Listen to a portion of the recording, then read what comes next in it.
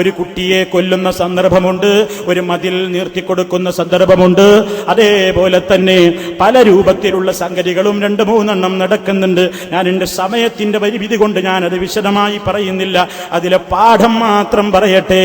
ഈ സംഭവങ്ങൾ നടക്കുമ്പോൾ അതാ മൂസ നബി അലൈഹിസ്സലാത്തു വസ്സലാം ഖദർ അലൈഹിസ്സലാമിന്റെ കൂടെ പോകുമ്പോൾ പല കാര്യങ്ങളും ഖദർ അലൈഹിസ്സലാം ചെയ്യുന്നുണ്ട്. മൂസ നബിക്ക് മനസ്സിലാകുന്നില്ലല്ലോ, എന്തിനാ നിങ്ങൾ ഈ പണി ചെയ്യുന്നത്, എന്തിനാ നിങ്ങൾ അപ്പണി ചെയ്തത്, എന്തിനാ നിങ്ങൾ ഇങ്ങനെ ചെയ്തത് എന്നിങ്ങനെ മൂസ നബി അലൈഹിസ്സലാത്തു വസ്സലാം ചോദിക്കുന്നു. എന്തേ അത് ചോദിക്കാൻ കാരണം? പ്രവാചകനായ കലീമുല്ലാഹി മൂസ അലൈഹിസ്സലാത്തു വസ്സലാം, ആ മൂസ നബി അലൈഹിസ്സലാത്തു വസ്സലാമിന് അതാ ഖദർ അലൈഹിസ്സലാമിന് അറിയുന്ന കാര്യം മൂസ നബി അറിയുന്നില്ല.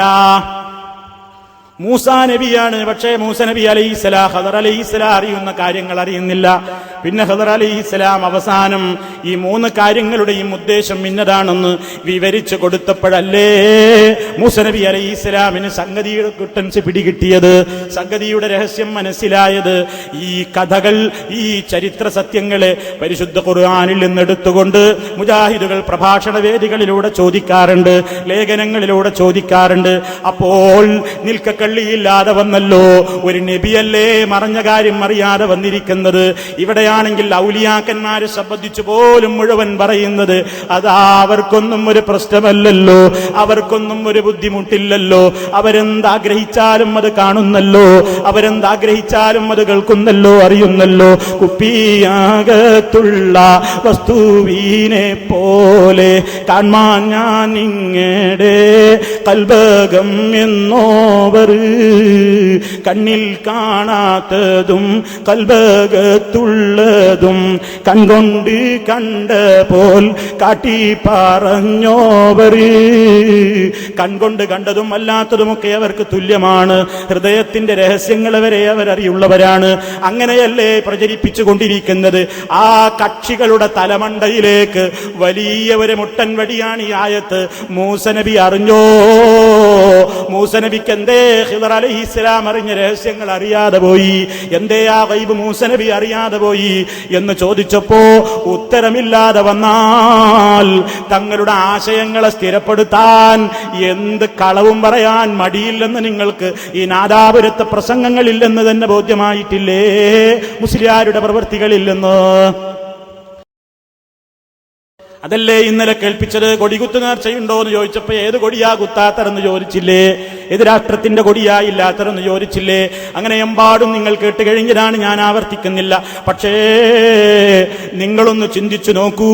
ഇസ്ലാമിൽ സ്ഥിരപ്പെട്ട് കഴിഞ്ഞ ഒരു പ്രവാചകന്റെ നബുവത്തിനെ തങ്ങളുടെ ഈ താല്പര്യത്തെ നിലനിർത്താൻ വേണ്ടി ഒരാൾ നിഷേധിച്ചാലോ?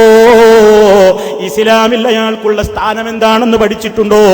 മൂസ നബി അലൈഹിസ്സലാത്തു വസ്സലാം ആവട്ടെ, ഏത് നബിയാവട്ടെ, റബ്ബിങ്കിൽ നിന്ന് നിയുക്തനായ ഒരു റസൂലിന്റെ റിസാലത്തിനെ, ഒരു റസൂലിന്റെ നബുവത്തിനെ, ഒരു റസൂലിന്റെ പ്രവാചകത്വത്തെ ഒരു സെക്കൻഡ് നേരത്തേക്കെങ്കിലും ഒരാൾ നിഷേധിച്ചാൽ അയാളുടെ സ്ഥാനം ഇസ്ലാമാകുന്ന ഗേറ്റ്, ഇസ്ലാമിന്റെ ഗേറ്റിന് പുറത്തല്ലേ?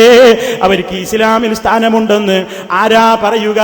എന്നാൽ ആ കടും കൈ വരെ ഇവിടെ നടത്താൻ ധൈര്യം കാണിച്ചിരിക്കുന്നു. ഇക്കാണുന്ന പുസ്തകം അതാ ആരുടേതാണെന്നോ?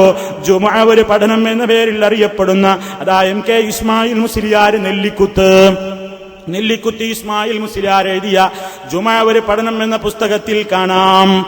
നമ്മൾ നോക്കൂ, എന്താ ഉത്തരം കൊടുക്കുന്നത്? എന്താണ് ചോദ്യം? മൂസാ നബി എന്തുകൊണ്ട് മേൽ പറയപ്പെട്ട കാര്യങ്ങൾ അറിഞ്ഞില്ലെന്ന് ചോദിക്കുന്നവരുണ്ട്. അതിനാ ഞാൻ ഈ ആമുഖം പറഞ്ഞത്. മൂസാ നബി എന്തുകൊണ്ട് മേൽ പറയപ്പെട്ട കാര്യങ്ങൾ, ഏതാ മേൽ പറയപ്പെട്ടത്?